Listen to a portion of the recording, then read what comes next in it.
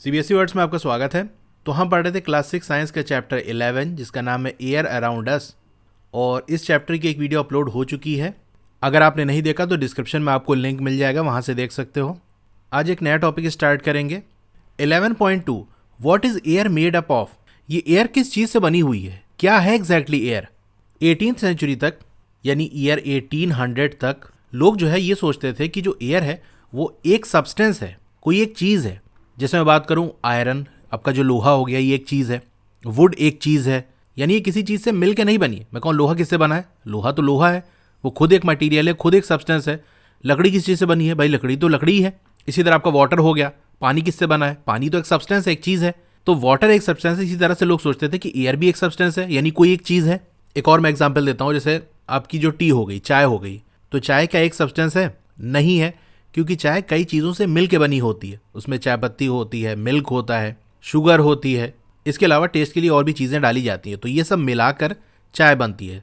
तो जो टी है यानी चाय है वो एक सब्सटेंस नहीं है, कई चीज़ों से मिल के बनी है। लेकिन जैसे मैंने आपको बताया कि आयरन हो गया, वुड हो गया, वाटर हो गया, ये एक सब्सटेंस है, किसी चीज़ से मिल के नहीं बना।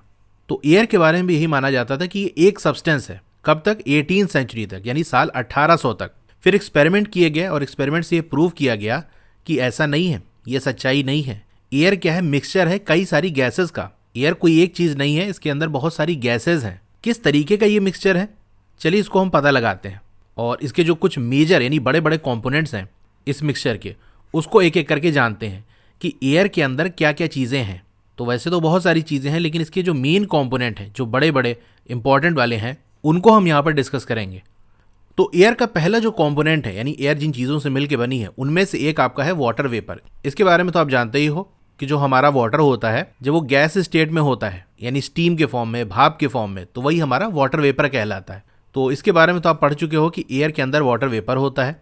इसको हमने देखा भी था कि जब एयर किसी कूल सरफेस के कांटेक्ट में आती है, कोई ठंडी सरफेस के कांटेक्ट में आती है, तो वो क्या होती है? इट कंडेंसेस, वो कंडेंस हो जाती है, यानी वो गैस से लिक्विड में बदल जाती है। And drops of water appear on the cooled surface, यानी एयर है वो किसी ठंडी सरफेस के कांटेक्ट में आई, उसके अंदर जो वाटर वेपर होंगे वो गैस के फॉर्म में है, लेकिन ठंडी सरफेस के कांटेक्ट में आएंगे तो वो ठंडे हो जाएंगे और ठंडे होकर वो लिक्विड बन जाएंगे, यानी पानी की बूंदों के फॉर्म में आ जाएंगे, वाटर ड्रॉपलेट्स के फॉर्म में आ जाएंगे और उस कूल सरफेस पे हमको दिखने लगेंगे। The presence of water vapour in air is important for the water cycle in nature. अभी जो वाटर वेपर एयर के अंदर प्रेजेंट होता है ये इंपॉर्टेंट होता है नेचर के अंदर। जो वाटर साइकिल है, यानी पानी तो देखो उतना ही है, ये पानी पूरा एक साइकिल बनाता है। शॉर्ट में अगर मैं आपको समझाऊं तो जैसे लेक हो गया, पॉन्ड हो गया, रिवर हो गया, ओशंस हो गई, जब इस पर धूप पड़ती है तो ये वाटर इवेपरेट होते हैं, यानी लिक्विड से गैस के फॉर्म में बदल जाते हैं, वाटर वेपर में बदल जाते हैं, एयर में मिक्स हो जाते हैं। फिर ये ऊपर जाकर ठंडे होते हैं, क्लाउड फॉर्म करते हैं। ये क्लाउड हवा की वजह से दूर दूर तक जाते हैं और फिर रेन के फॉर्म में, यानी बारिश के फॉर्म में अलग अलग जगह पर बरसते हैं। ये पानी बरस के फिर से वो रिवर, पॉन्ड, लेक के अंदर और फिर होते हुए वो ओशंस के अंदर आते हैं। इस तरह से ये पूरी साइकिल चलती रहती है। तो ये जो साइकिल है बहुत इंपॉर्टेंट। आप सोचो अगर बारिश ना हो तो कितनी बड़ी प्रॉब्लम हो जाए। दूसरा कॉम्पोनेंट एयर का वो ऑक्सीजन है।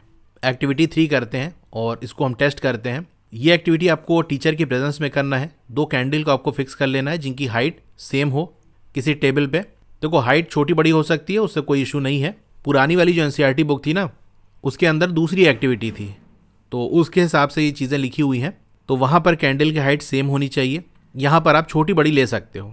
दोनों कैंडल को जला लेना है। एक कैंडल को कवर कर लेना है with an inverted glass tumbler, ठीक है। कांच का एक गिलास लेना है, उससे एक कैंडल को ढक देना है। अब दोनों कैंडल को ऑब्जर्व करो। चलिए इसको हम करते हैं। ये हमारे पास 2 कैंडल है, इसको जला लेते हैं। अब ये कब तक जलती रहेगी? जब तक ये ख़त्म ना हो जाए। अब यहाँ पर हम क्या करेंगे, कोई ग्लास ले सकते हो या फिर मैंने जैसे ये बीकर ले लिया है, इससे मैं एक कैंडल को कवर कर दूंगा। तो ये मैंने इसको बंद कर दिया। थोड़ी देर तक हम वेट करेंगे।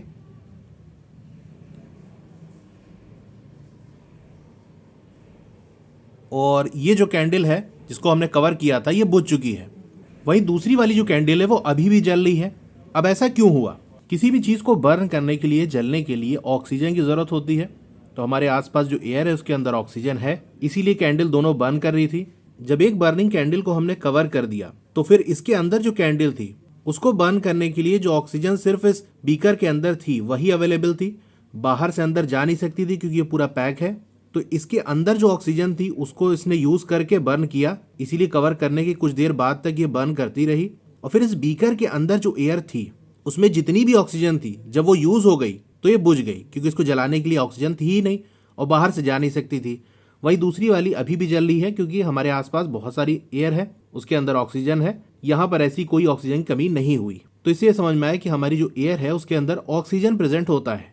तो सारी चीजें आपने समझ ली। इस एक्सपेरिमेंट में हमने क्या किया, क्या दोनों कैंडल जल रही थी या फिर बुझ गई? तो आपने ये ऑब्जर्व किया कि वो कैंडल जो कि ग्लास टम्बलर से कवर थी वो एक्सटिंग्विश हो गई, यानी बुझ गई कुछ टाइम के बाद। वही दूसरी जो कैंडल थी वो जलती रही। इसका रीज़न क्या हो सकता है, इसके बारे में आपको सोचना है। तो रीज़न मैंने आपको बता ही दिया, यहाँ भी लिखा है, उसको भी हम देख लेते हैं।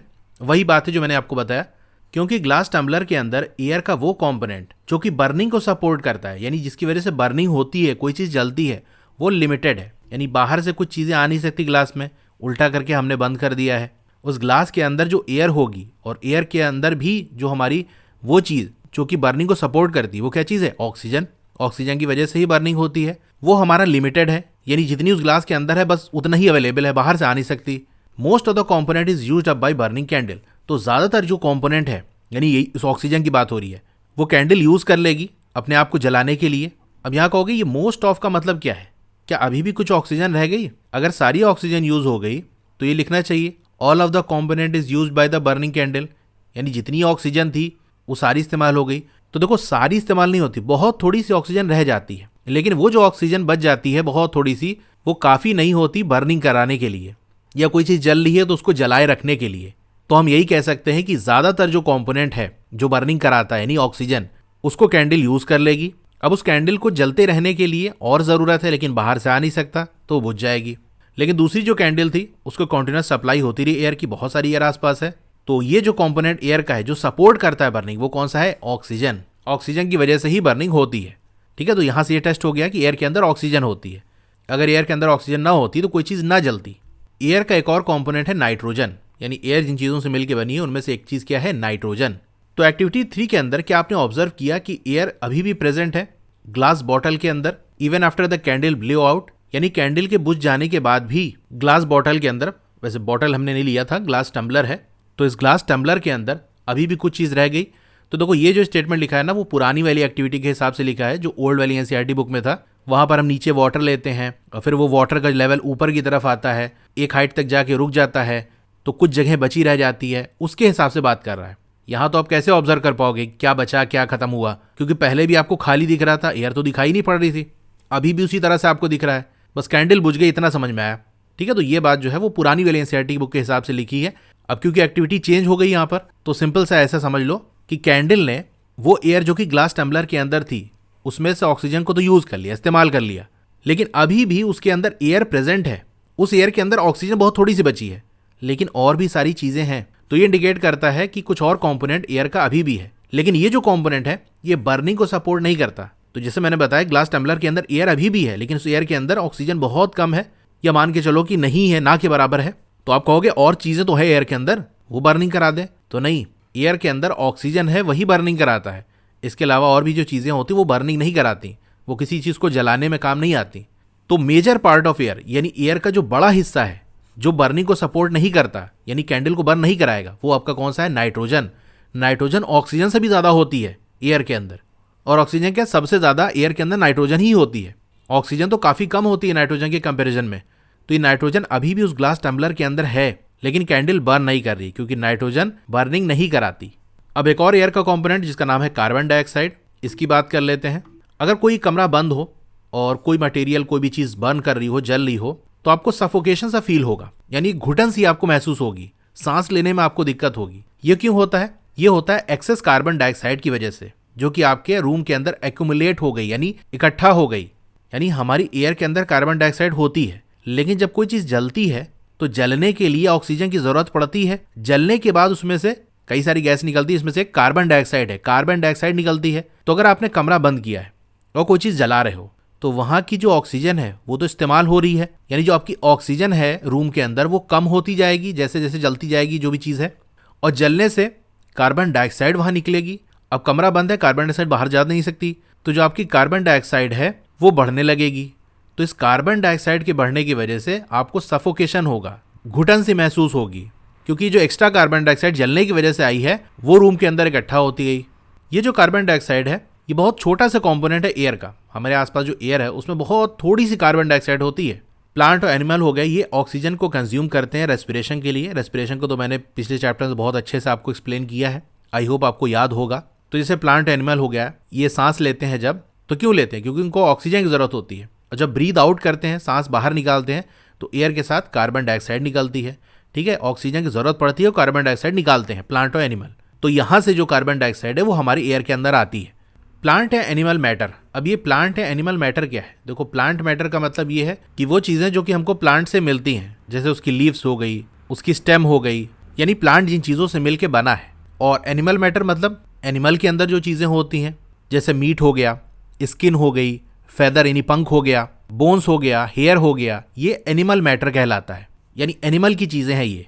तो ये भी ऑक्सीजन को कंज्यूम करती हैं जब इनको बर्न किया जाता है। जैसे मान लो पेड़ की पत्ती वगैरह है, या किसी एनिमल के पंख वगैरह है, उनके हेयर हैं, स्किन है, इसको जलाया जाता है तो इसमें से भी ज़्यादातर कार्बन डाइऑक्साइड निकलती है। इसके अलावा कुछ और भी गैसें निकलती है, लेकिन मेन जो है वो कार्बन डाइऑक्साइड है। इसीलिए सलाह दी जाती है कि जो सूखी पत्तियां वगैरह हैं इनको नहीं बर्न करना चाहिए, इनको नहीं जलाना चाहिए। And discarded remain of crop, फसल वगैरह है, जैसे गेहूँ चावल हो गया, उसके जो पेड़ हैं उससे गेहूँ चावल निकाल दिए, तो उसमें अब फालतू की चीज़ें बची हैं, कोई काम की है नहीं, तो उसको लोग जला देते हैं। तो उसको नहीं जलाना है, क्योंकि इससे क्या होगा, ये पल्यूट करेगा हमारी सराउंडिंग, हमारे आसपास जो है वो पॉल्यूशन क्रिएट करेगा। बहुत सारी ऐसी गैसेस निकलेंगी जो कि हमारी हेल्थ के लिए डेंजरस हैं। एयर का एक और कंपोनेंट है डस्ट एंड स्मोक। डस्ट यानी आपकी जो धूल मिट्टी वगैरह हो गई, स्मोक यानी धुआं। कोई भी फ्यूल है, कोई भी ईंधन है, लकड़ी है, पेट्रोल है, डीजल है, केरोसिन है, प्लास्टिक, पेपर, इस तरह से जो भी चीज़ें हैं, जब उसको बर्न किया जाता है तो स्मोक प्रोड्यूस करती हैं, धुआं निकलता है उससे। ये जो स्मोक है ये कंटेन करता है कुछ गैसेस को, जैसे कार्बन डाइऑक्साइड हो गया, कार्बन मोनोऑक्साइड हो गया। ठीक है, इस तरह से गैसेस जो है वो स्मोक के अंदर होती है, धुएं के अंदर होती है। और स्मोक के अंदर फाइन डस्ट पार्टिकल्स भी होते हैं, यानी धुएं के अंदर बहुत छोटे छोटे धूल के कण होते हैं, और ये भी हमारे लिए हार्मफुल होते हैं, नुकसानदेह होते हैं। भाई धुआं हो गया, धूल मिट्टी हो गया, ये हमारे लिए नुकसानदेह है। इसीलिए आप देखते हो जो चिमनी वगैरह होती है फैक्ट्री के अंदर, वो बहुत लंबी सी होती है। तो इतनी लंबी चिमनी क्यों बनाई जाती है? कभी आपने देखा और ये सवाल उठाया? This take the harmful smoke and gases away from our nose. तो होता क्या है, जैसे चिमनी है, वहां से धुआं निकला, अगर मान लो चिमनी ना बना, ऐसे ही धुआं हो, तो धुआं सब नीचे नीचे आसपास फैल जाएगा। जैसे मान लो ये आपकी लैंड है, ज़मीन है, अब यहाँ पर कोई चीज़ बर्न कर रहे हो, तो जो धुआं है वो आसपास ऐसे यहाँ फैल जाएगा पूरी जगह पर। अब यही धुआं अगर हम सांस लेंगे तो हमको बहुत ज़्यादा प्रॉब्लम हो जाएगी, बीमार हो सकते हैं हम। तो क्या किया जाता है, जो चीज़ बर्न कर रही होती है, ऐसे हम चिमनी बना देते हैं, ऐसे पिलर टाइप का। तो ये कोई चीज़ बर्न होके इसके अंदर से होते हुए ऐसे ये बाहर निकल जाती है। तो ये ज़्यादातर ऊपर के हिस्से में रहती है, बहुत थोड़ी सी नीचे आती है, तो हमारी नाक तक नहीं पहुंच पाती, क्योंकि हमको तो ज़मीन पे चलना है, हम हवा में तो उड़ते नहीं हैं। लेकिन जो आपकी बर्ड्स हैं वो तो आसमान में उड़ती हैं। अब कोई चिड़िया बेचारी उड़ते हुए जा रही है, अब यहाँ हवा में बिल्कुल धुआं है, तो उसको नुकसान करेगा। तो आपने चिमनी से ज़मीन पे चलने वाले लोगों को तो बचा लिया, ह्यूमन हो गए, एनिमल हो गए जो ज़मीन पे चलते हैं, क्योंकि धुआं आपने ऊपर ले जाके छोड़ दिया, बहुत थोड़ा सा ही नीचे आया। लेकिन ऊंचाई पर वहाँ पर तो बर्ड्स वगैरह फ्लाई करती हैं, उनको इससे प्रॉब्लम हो जाएगी। अब जो डस्ट पार्टिकल होते हैं ना, वो हमेशा एयर के अंदर प्रेजेंट रहते हैं। भाई धूल मिट्टी तो कुछ ना कुछ रहेगी, कहीं पर कम कहीं पर ज़्यादा, लेकिन रहेगी ज़रूर। एक्टिविटी 4 करते हैं, find a Sunny room in your school या होम। अपने स्कूल या घर के अंदर ऐसा रूम ढूंढो जहाँ पर सूरज की रोशनी जाती हो। अब आपको सारे दरवाजे खिड़की बंद कर देने हैं, पर्दे गिरा देने हैं, नहीं पार्टी नहीं करनी है, अभी बताते हैं किस लिए करना है। और कमरे में बिल्कुल आपको अंधेरा कर लेना है। नाउ ओपन द डोर और अ विंडो फेसिंग द सन। अब वो दरवाजा या खिड़की जहाँ से सूरज की रोशनी आती है, जो सूरज की तरफ है, उसको आपको खोलना है, जस्ट अ लिटिल, बहुत थोड़ा सा खोलना है। In such a way that it allows sunlight to enter the room only through a slit. Slit का मतलब होता है दरार, थोड़ा सा गैप, यानी वो खिड़की या दरवाजा जहां से सूरज की रोशनी आ सकती है, उसको थोड़ा सा खोलना है। अब सावधानी से देखो, जो सनलाइट की बीम आ रही है, सूरज की जो किरण वहां से होके आ रही है, उसको आप सावधानी से देखो।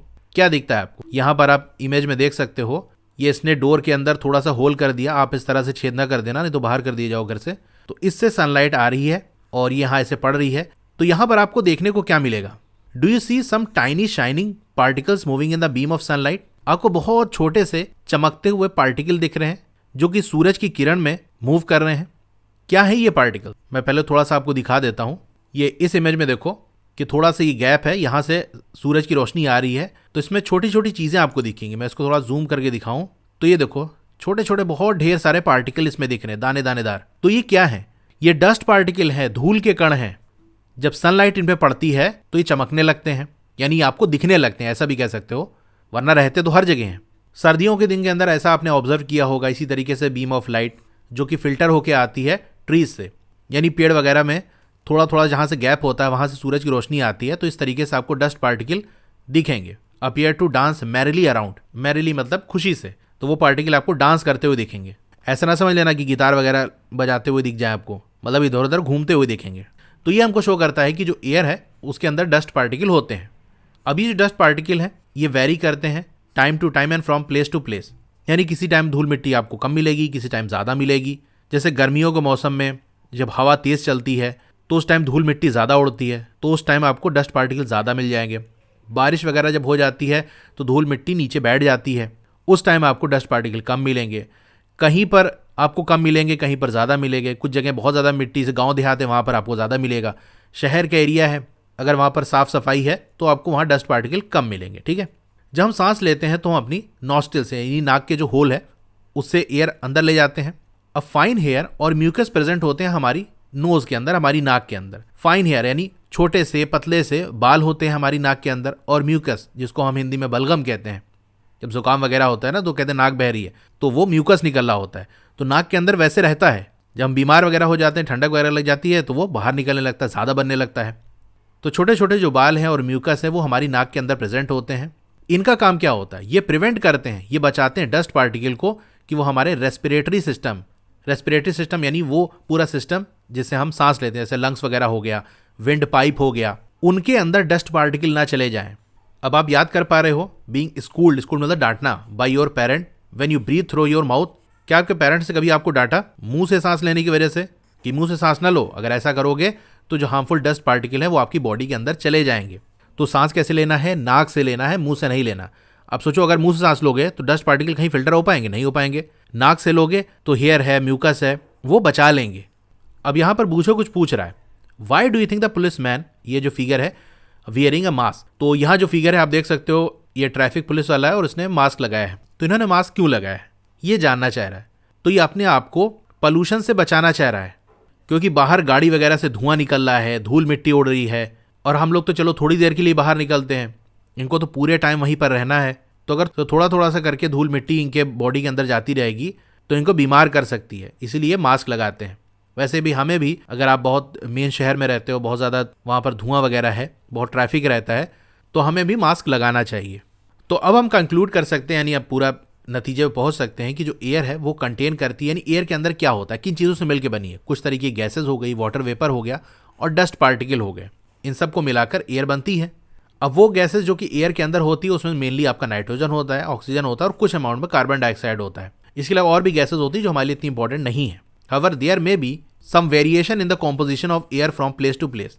अब एयर का जो कॉम्पोजिशन है, कॉम्पोजिशन मतलब एयर के अंदर क्या क्या चीज़ें हैं, जैसे आपको ये ऊपर पाई चार्ट बना हुआ है तो इसमें देख सकते हो नाइट्रोजन है, एक बड़ा हिस्सा नाइट्रोजन का है, उसके बाद ऑक्सीजन है और बहुत थोड़ा सा कार्बन डाइऑक्साइड, वाटर वेपर, उसके अलावा की गैसेज हैं। तो ये जो कॉम्पोजिशन है कि कितना नाइट्रोजन होगा, कितना ऑक्सीजन होगा, कितना कार्बन डाइऑक्साइड होगा, कितना वाटर वेपर और इसके अलावा और भी जो गैसेज हैं वो कितनी होंगी, ये अलग अलग जगह की अलग अलग होती है। बहुत थोड़ा सा फर्क होता है। वैसे इन जनरल हम बता देते हैं कि इतना इतना ये चीज़ें हैं। कितना है वो आपका यहाँ दिया नहीं हो, इसलिए इंपॉर्टेंट नहीं है, इसलिए मैं भी नहीं बता रहा हूँ। लेकिन अलग अलग जगह पे थोड़ा थोड़ा फर्क होता है।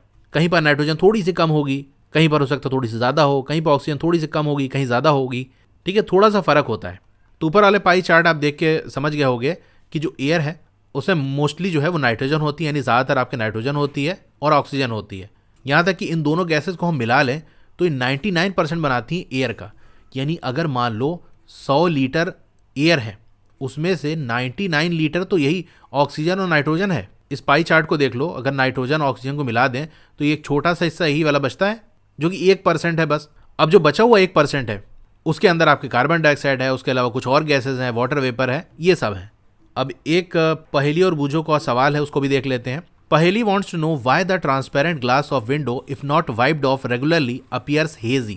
पहेली ये जानना चाह रही है कि खिड़कियों में जो ट्रांसपेरेंट ग्लास लगे होते हैं, जिनके आर पार हम देख सकते हैं, अगर उनको रेगुलर बेसिस पे साफ ना किया जाए तो वो हेजी दिखते हैं, यानी धुंधले दिखते हैं।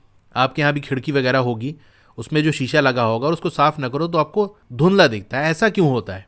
तो इसका सबसे बड़ा रीज़न है वाटर वेपर। आपको इंटरनेट में बहुत सारे आंसर मिल जाएंगे, ये वो, लेकिन मैं आपको प्रूफ के साथ बताऊंगा कि सबसे बड़ा जो रीज़न है जिसकी वजह से शीशे वगैरह गंदे होते हैं वो आपका वाटर वेपर है। जैसा कि हम पढ़ चुके हैं कि अगर वाटर वेपर किसी ठंडी सरफेस के कांटेक्ट में आएंगे तो वो कंडेंस हो जाएंगे और वाटर में बदल जाएंगे, वाटर की छोटी छोटी बूंद बना लेंगे। अभी जो हमारा ग्लास यानी कांच होता है वो ठंडा होता है, जब एयर इससे टकराती है तो एयर के अंदर जो वाटर वेपर है वो ठंडे होकर पानी की छोटी छोटी बूंद बना लेते हैं और उसी से चिपक जाते हैं यानी ग्लास की सरफेस पे। इसकी वजह से धुंधला दिखने लगता है। अब इसमें एक और चीज़ होती है, एयर के अंदर डस्ट वगैरह भी है, तो जब ग्लास हमारा गीला हो जाता है तो उसमें धूल मिट्टी भी चिपकती है। जैसे कोई गीली चीज़ हो तो उसमें धूल मिट्टी ज़्यादा चिपकेगी।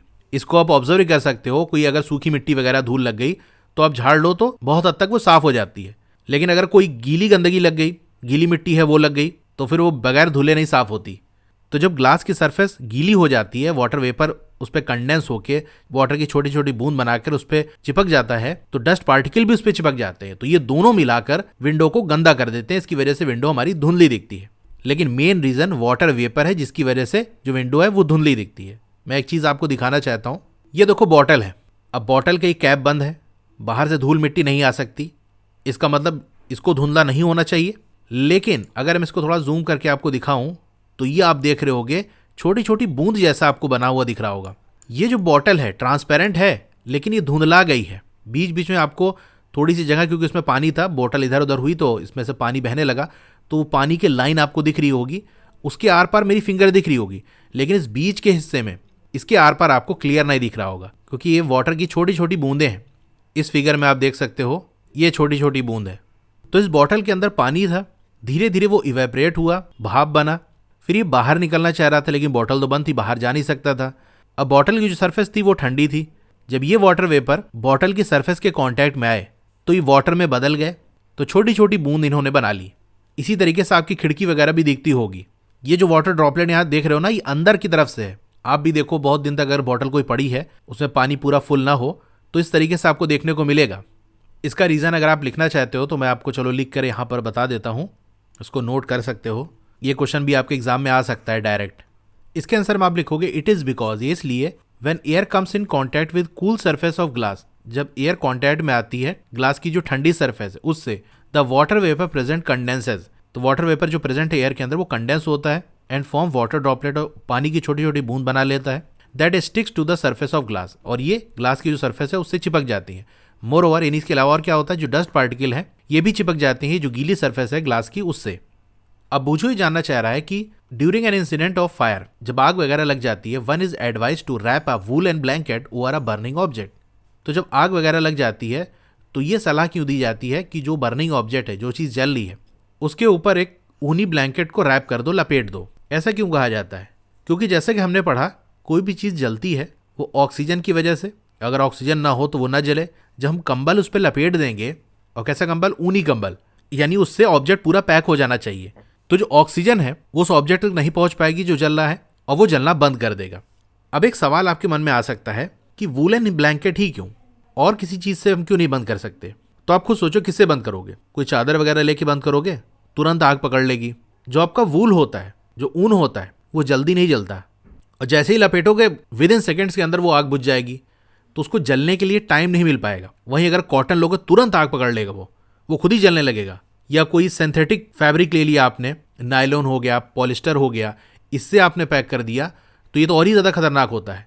ये मेल्ट कर जाता है, पिघल जाता है और चिपक जाएगा और जलने लगेगा वो अलग से। इसके अलावा आमतौर से और कौन सी चीज़ें होती है जो घर के अंदर अवेलेबल होती है? जो कॉमन चीज़ें हमारे घर में होती हैं उनमें से सबसे बेस्ट ऑप्शन यही है, वूलन ब्लैंकेट। जल्दी जलेगा भी नहीं और अच्छे से पैक भी कर लेगा, इसीलिए कहा जाता है।